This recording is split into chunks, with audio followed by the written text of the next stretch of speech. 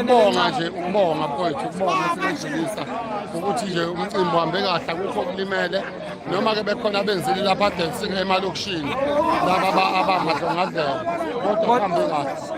Hayi siyabonga kakhulu Sibalikhulu. Siyabonga. Yebo. Into ethu ihambe kahle.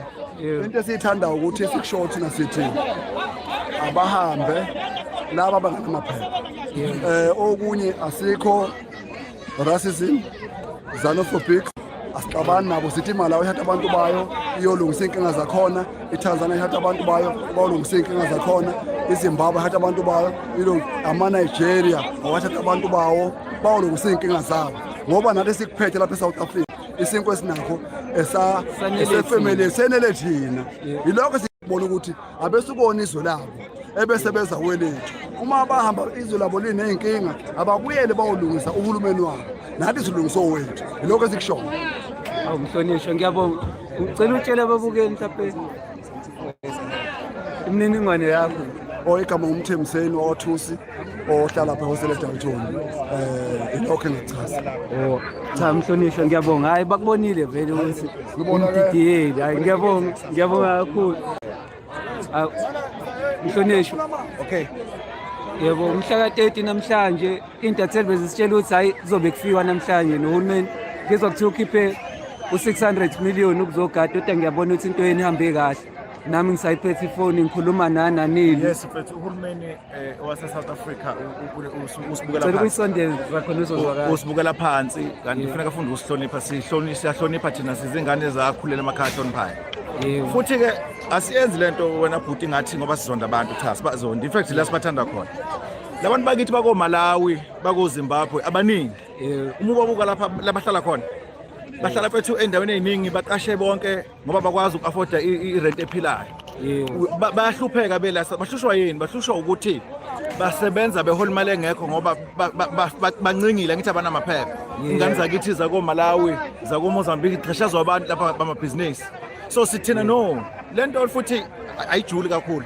Ingane zakithi lungisana amaphepha ukuze manibuye nithola imisebenzi lapha nibe decent nibe bahle ukwazi ukurenta lapha eSouth Africa uma urenta uthumele futhi imali ekhaya. Manje uthola ukuthi umuntu kumele athumele imali ekhaya abakwazi ukukhokhela irent uma ungena eflatini ba u12 eflatini yabahlupheka. So bayiqhile empeleni ababona abasebenzi kusuka abasebenzi kuhlalwa ngabo iqhila mfethu ngoba kwaziyo ukuthi abezokukhalela abanelungelo lokuteleka ngibona ngoba vele abekho emthethweni yabo. Thina bese siyakholwa ingane zakithi siyayithanda simsula umuntu omnyama sikhathele izizwe zonke zomhlaba ziseyisi bona mabevuma ukuxhaphazeka kanjena bese bethi sibanyanyayo mfowethu ngelinye ngabavula kamehla ingane zabo ziyosibonga.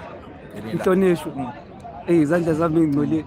Ngicela utshela ababukeli la kuMaynard ukuthi uba mina mfethu okay yabona kuma ngibona nje nginsizwa yaso hayi akuzabazi kodwa ngokusebenza ngumfundisi ngokusebenza.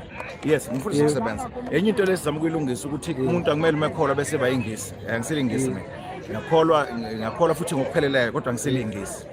And indlela enhle sesibonile yokulungisa umuntu omnyama ukuthi esibe lento uNkulunkulu asidala sayiyo sibe nendwele zethe imfishane nesikhumba sethe esibrown seba ama-Afrika simdumise sinje ngoba lento yokuzama ukuzenza isizo ngesiso yila kulahla khona izinto. Silapha nje mfowethu sokutshela silapha nje ngoba abantu baphila isilungu.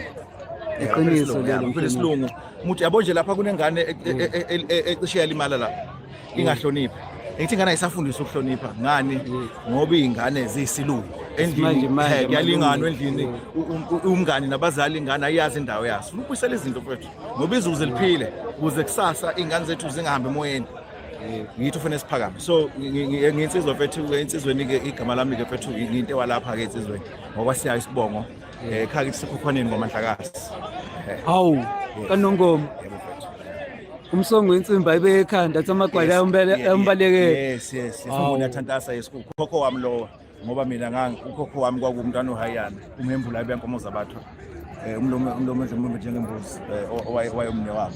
Ngithi into nje esikhulu hayi. Yes Cha siyabonga mfethu wena weqhawe hayi kaMandlakazi khona insizwe. Siyabonga mfethu Hayi ngiyabonga kakhulu qhawe.